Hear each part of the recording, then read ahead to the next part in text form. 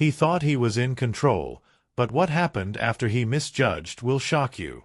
A racist judge humiliates a black man. But little did he know that his biggest victim was someone with the power to destroy his career. Don't miss the moment when justice turns against him. Subscribe to the channel now so you don't miss the story. The court was silent. The sound of footsteps echoed in the room as a black man, in an impeccable suit, entered the room with an upright posture and a calm, but determined look. On the other side, sitting above everyone, the judge watched him with cold, prejudiced eyes, as if he had already decided the man's fate before even hearing his voice.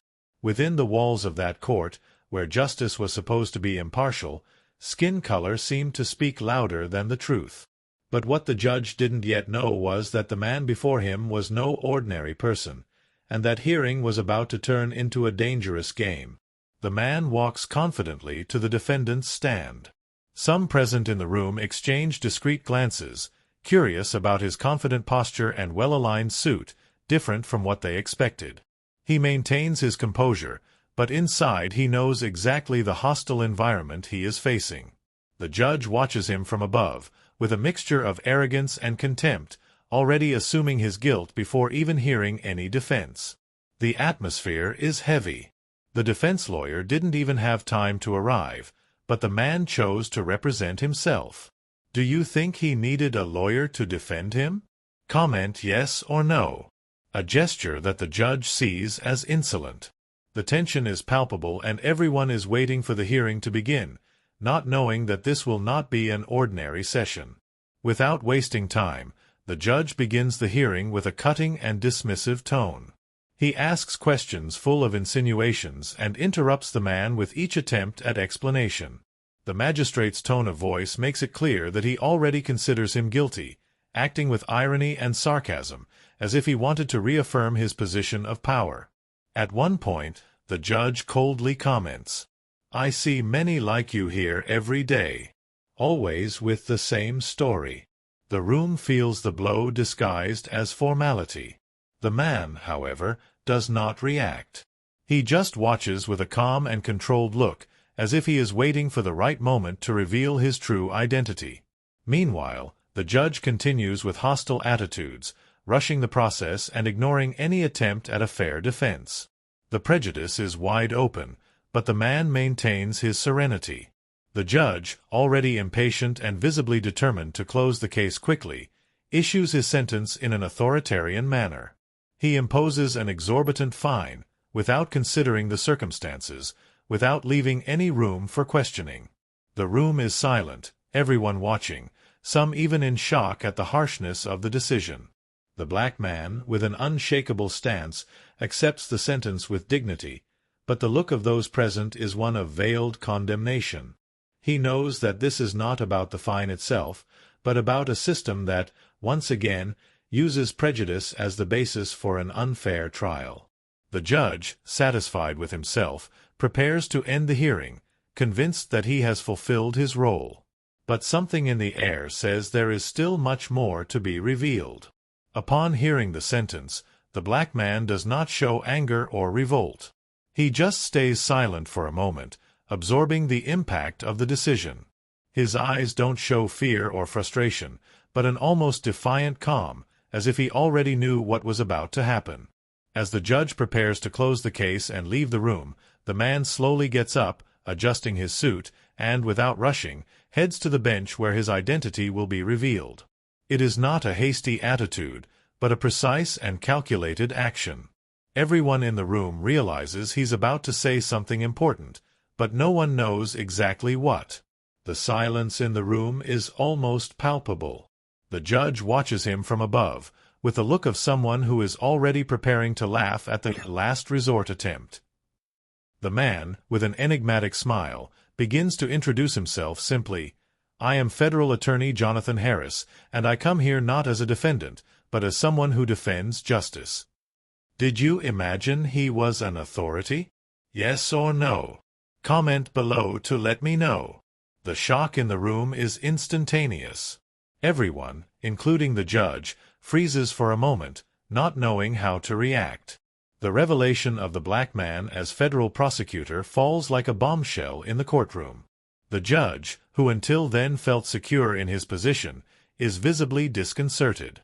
The lawyers and audience begin to exchange surprised looks, many trying to process what they just heard. The man, who once seemed like just another victim of the system, is now someone with immeasurable power. Prosecutor Jonathan Harris speaks calmly, but his voice carries a natural authority that immediately changes the tone of the room. He explains that the fine the judge imposed was not only unfair, but also completely wrong. His role as prosecutor makes him a fundamental part of the judicial system, and he knows what it means to deliver true justice. The judge tries to regain his composure, but his posture begins to waver. He realizes that he has fatally underestimated the man in front of him, and the situation quickly spirals out of his control. The courtroom becomes a field of visible tensions. The judge, who previously displayed an air of superiority and control, now appears uncomfortable. His expression, previously rigid, begins to melt, and the arrogance that dominated his behavior melts away in light of what he has just heard. Federal Prosecutor Jonathan Harris maintains his firm stance and looks directly into the judge's eyes without hesitation. He doesn't need to shout or get excited, because his presence says it all. The judge, desperately trying to maintain his authority, shakes his head and begins to babble in disjointed words about the legality of the fine imposed, but as he speaks, his words become increasingly empty and without conviction.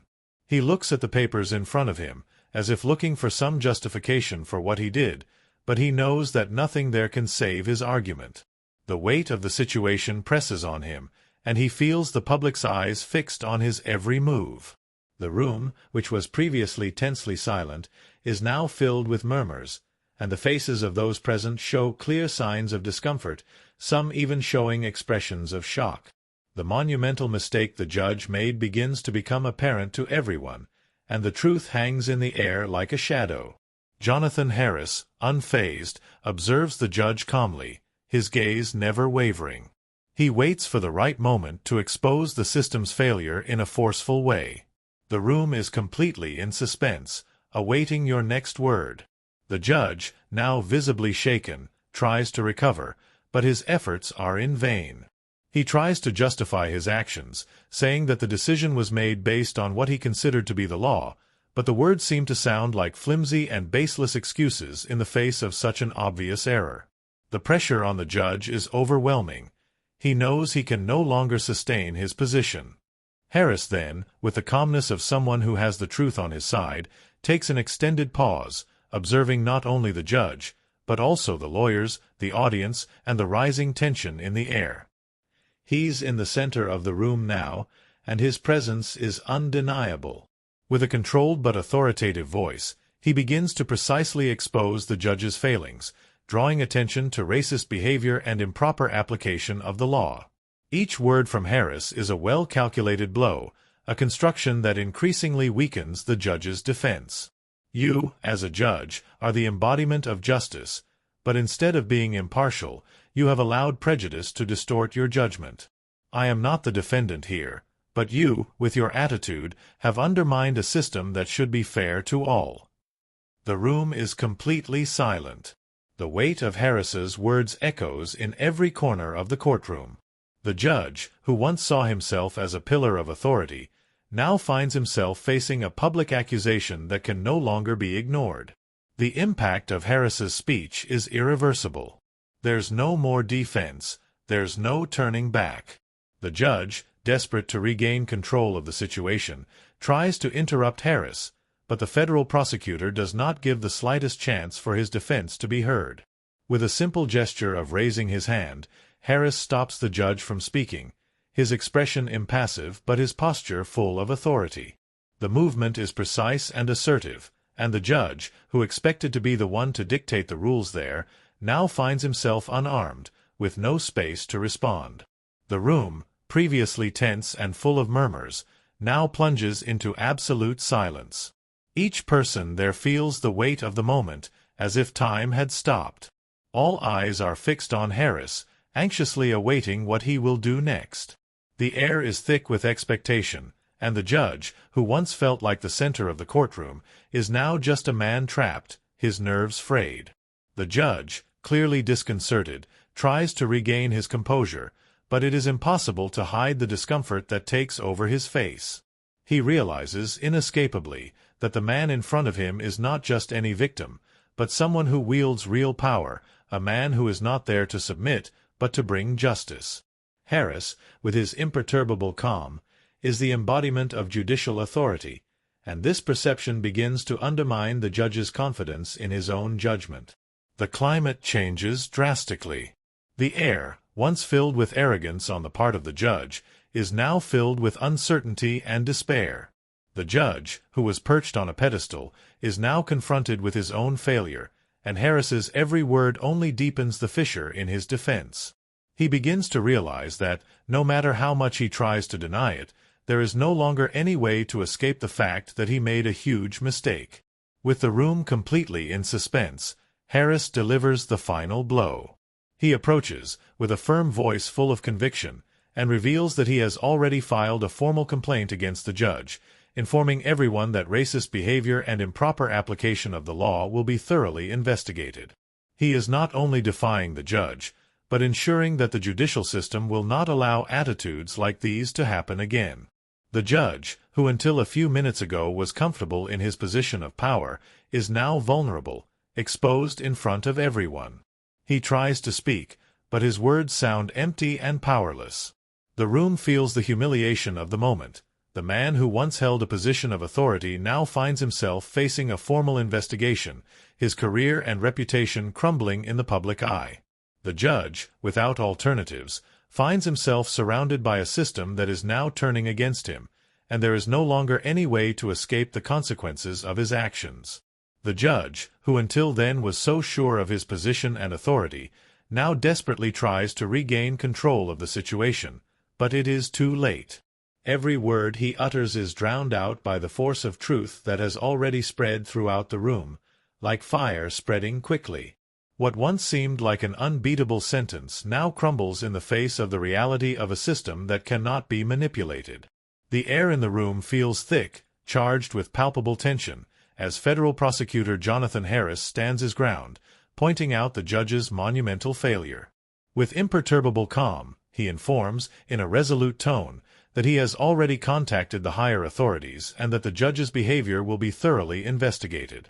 He is keen to emphasize that justice will not be subordinated to any type of discrimination or prejudice, and that this behavior will be strictly enforced. The judge's sentence is now being replaced by a formal investigation, and upon hearing this, the pressure begins to weigh on the magistrate like an unbearable weight. He feels the shadow of an internal investigation hanging over him and, who knows, a suspension of his duties, something he never imagined facing. The judge, who previously seemed to be the center of everything, is now visibly shaken. His shoulders, once lifted haughtily, slowly fall, as if the full weight of reality were bearing down on him. His voice, which previously sounded authoritative and full of confidence, loses its firmness. He tries to justify his actions, babbling in disjointed words, but they no longer have the weight they used to. Each attempt at defense sounds weaker, emptier, as if he himself is beginning to realize the gravity of his mistake. Harris's gaze, serene and implacable, stares straight at him, as if to say, "There's no more escape." He realizes, with painful clarity, that the system he believed he dominated is now turning against him. What once seemed like an unshakable position now dissolves in the face of your incompetence. The public humiliation he feared but never thought he would experience is inevitable. He is no longer the judge everyone feared and respected. He is just a man who made an irreparable mistake. The audience, which previously watched passively, now reacts. Their eyes shine with incredulity, some with discreet satisfaction, while others show surprise at the turn of the case. Every person in the room feels the gravity of the moment. The defense lawyer, who seemed intimidated from the beginning, now gains confidence. He stands up, with a firm posture, and begins to react, pointing firmly at the judge and highlighting that his actions should not be tolerated at any time. The audience, in a growing murmur, begins to express support, with subtle gestures of approval.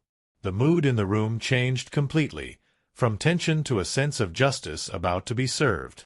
Jonathan Harris, with his calm and collected demeanor, observes all this impassively, knowing that his mission is accomplished. It's not just about winning a case, but about exposing the flaw in a system that needs to be fixed.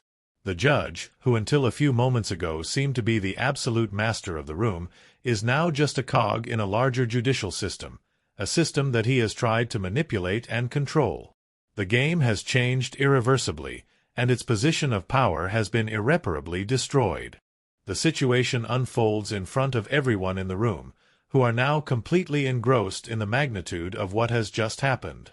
The judge, speechless, tries to process the enormity of the situation. He looks around, as if trying to find a way out, but the truth is clear and inescapable. What once seemed like a personal victory is now a monumental defeat, and he knows that from that moment on, nothing will be the same. The courtroom, once a space of authority and judgment, is now a stage for the downfall of a man who thought he was invincible. Harris, with his steady and serene gaze, slowly turns to the audience. The atmosphere, already charged with tension, seems suspended in time as he prepares to make his final statement. He is no longer just speaking to the judge, but to everyone in the room, to the entire system that, until that moment, allowed injustices to be committed with impunity. His presence dominates the space, and the words he is about to speak are like a sentence that will echo far beyond the courtroom walls. Before leaving the room, he takes one last pause, letting the silence amplify the importance of what is to come. Justice must not be sold or manipulated. It must be impartial, without distinguishing color, class, or origin. Everyone, without exception, deserves a fair trial. With each word, the room seems to absorb the weight of his message, and the faces around Harris show a deep respect, a sense that something fundamental has finally been said in an environment where, for so long, that truth had been ignored. Harris keeps his gaze fixed on the judge, now defeated, who finds himself paralyzed, powerless, and speechless. The prosecutor doesn't look away, as if he were delivering a final moral lesson, one that the judge would never forget. Harris takes a calculated pause, allowing his words to sink in with the judge, before completing his sentence with an even firmer tone. And like anyone who is here to serve the system, your responsibility is to honor that justice. Don't forget that. With these words, Harris, with his head held high and without looking back, turns and begins to leave the room. Every step he takes reverberates through the courtroom, making the atmosphere seem even denser. The silence that follows is heavy, charged with meaning, as if the entire room was processing the impact of what had just happened. There is no applause, no shouting, just a tense calm that surrounds everyone present. The judge, who until minutes before saw himself as the pillar of authority, remains still, almost static, now completely aware of the depth of his error. His face, a mixture of frustration and shame, reflects the realization that the trust placed in him has been completely destroyed. The lawyers, who were previously hesitant, begin to whisper among themselves, in low and restless discussions, questioning how the justice system allowed something so grotesque to be perpetrated without any consequences until now. Harris's words reverberate in their minds, and everyone begins to realize what happened there. A great step was taken to restore confidence in justice, but at the same time, a great flaw in the system revealed itself before everyone. The public, who until then had been stuck in their position of silent spectators, felt a wave of relief and renewed hope. Something has finally been done, and the feeling that justice can indeed prevail is palpable. People begin to exchange looks of approval, as if, without even needing to say a word, they share the understanding that this was more than a victory for one victim. It was a victory for all those who still believe in equity and morality within the judicial system. With Harris gone, the court appears to be in a state of deep reflection. The judge, still in his chair, tries to process the enormity of what has just happened, but he knows that nothing will ever be the same again. Harris's words haunt him, and the system now watches him with different eyes. The game changed, and justice finally began to do its work. The camera slowly makes the last movement, focusing on the figure of the judge, now completely dejected. He sits alone in his chair, hands clasped together, head slightly lowered, as if he's trying to process the magnitude of what just happened. The weight of his failure is visible in every line of his face. His slumped shoulders and defeated posture indicate that he is no longer in control of the situation, but rather completely vulnerable to the reality of his actions. The room, once full of life and movement, now feels like a void around him, as if the court itself has withdrawn from him. The judge's eyes are lost in the void, as if he were reliving every word of Jonathan Harris, every moment of the confrontation, and trying to understand where he went wrong. The justice he swore so much to defend now condemns him. The silence that surrounds the judge is palpable, and the scene that takes place before the camera is a brutal representation of regret and reflection. Nothing more can be said, only the weight of your own choices remains in the air. People leave, but the judge remains there, alone with his conscience. The courtroom, once his domain, is now a reminder of what he has lost, the trust and integrity of his office. The camera, before cutting to black screen, pauses one last time, capturing the judge's loneliness. The last image of his lonely figure is engraved in everyone's minds, accompanied by a powerful message. Justice has no room for failure, nor for those who try to distort it. Those who occupy positions of power have the responsibility to maintain their integrity, and it is the system that needs to be respected, above any personal feelings. With that, the screen slowly darkens, while a message appears on the screen.